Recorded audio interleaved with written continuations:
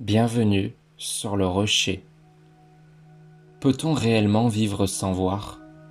Peut-on avancer avec assurance quand rien autour de nous nous semble confirmer les promesses de Dieu? Peut-on prendre des décisions importantes, faire des choix cruciaux, rester ferme dans l'épreuve, alors même que nos yeux ne perçoivent aucune solution?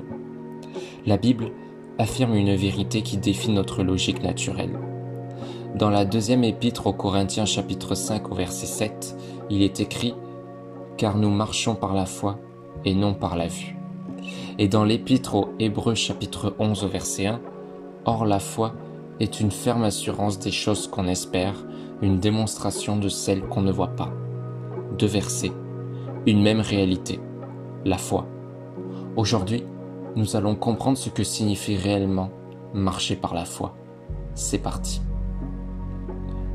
Paul ne dit pas simplement « nous croyons par la foi », il dit « nous marchons par la foi ». Le mot « marcher » est essentiel. Marcher implique un mouvement, une progression, une direction, une continuité, une décision quotidienne. La foi n'est pas une pensée abstraite, ce n'est pas seulement une conviction intellectuelle, c'est une manière de vivre. On peut croire en Dieu sans marcher avec Dieu, mais marcher par la foi, c'est organiser sa vie autour des promesses de Dieu. Marcher par la vue, c'est dépendre des circonstances, des émotions, des résultats visibles, des preuves immédiates. Marcher par la foi, c'est dépendre de la parole de Dieu, de son caractère, de sa fidélité, de ce qu'il a déclaré vrai. La vue regarde le présent, la foi regarde l'invisible. La vue analyse ce qui est, la foi s'appuie sur ce qui sera. Hébreux chapitre 11 ne donne pas une définition émotionnelle, il donne une structure spirituelle. La foi est une ferme assurance. Le terme grec renvoie à une conviction solide, un fondement, une certitude intérieure. La foi n'est pas fragile, elle n'est pas hésitante, elle est une base. Puis il est écrit une démonstration de celle qu'on ne voit pas. Le mot démonstration évoque une preuve, une conviction si forte qu'elle agit comme une évidence intérieure. La foi rend réel ce qui est encore invisible. Elle ne nie pas la réalité visible, elle affirme qu'il existe une réalité supérieure. La foi ne ferme pas les yeux, elle regarde plus loin. Elle ne dit pas « je prétends que la difficulté n'existe pas ». Elle dit « cette difficulté n'est pas la vérité finale ». La foi biblique agit avant que la promesse soit visible. Dans Hébreux chapitre 11, nous voyons une succession d'exemples. Abel offre par la foi. Noé construit avant la pluie. Abraham part sans savoir où il va. Prenons Abraham. Dieu lui promet une descendance immense. Mais il est âgé, sa femme est stérile. Rien, humainement, ne confirme la promesse. Et pourtant, il avance. La foi ne dit pas « je verrai ». Puis je croirai. Elle dit « je crois, donc j'avance ». La foi traite la promesse comme plus solide que la situation. Elle considère la parole de Dieu comme plus fiable que les circonstances.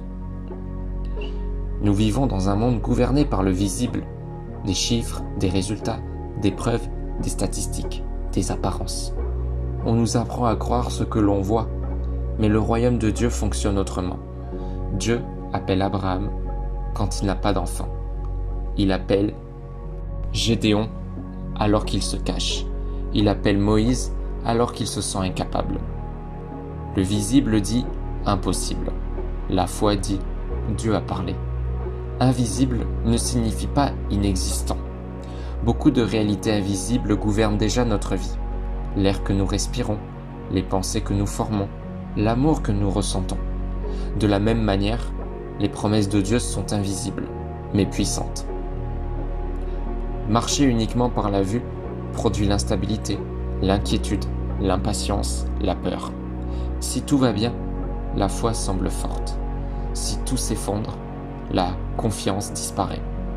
Mais la foi stable ne dépend pas de l'environnement, elle dépend de Dieu. Marcher par la vue, c'est ajuster sa confiance aux circonstances. Marcher par la foi, c'est ancrer sa confiance dans le caractère immuable de Dieu. Pose-toi ces questions. Ta vie est-elle guidée par ce que tu vois ou par ce que Dieu a dit? Tes décisions sont-elles basées sur la peur ou sur la promesse? Quand la situation tarde à changer, ta confiance diminue-t-elle? Marcher par la foi signifie obéir avant de comprendre, avancer avant de voir, faire confiance avant d'avoir, persévérer sans preuve immédiate. La foi n'est pas irrationnelle, elle est fondée sur la fidélité passée de Dieu. Celui qui a été fidèle hier sera fidèle demain. Ces 2 versets nous donnent une clé essentielle.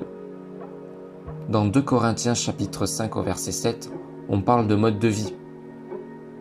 Et dans Hébreux chapitre 11 au verset 1, on parle plutôt de fondement intérieur. La foi n'est pas aveugle, elle voit plus loin. Elle ne nie pas les difficultés, elle refuse de leur donner le dernier mot. Marcher par la foi, c'est vivre dans la confiance que Dieu accomplit, ce qu'il a promis, même lorsque nos yeux ne voient encore rien. La foi ne dépend pas des circonstances, elle dépend de Dieu. Et Dieu ne change pas. Si cette étude t'a éclairé, abonne-toi à la chaîne pour approfondir chaque jour un verset de la Bible. Ici, nous apprenons à marcher, même lorsque le chemin semble invisible, à avancer, même lorsque la preuve n'est pas encore visible, à faire confiance parce que sa parole est plus sûre que nos yeux. À demain pour une nouvelle étude. Prends soin de toi.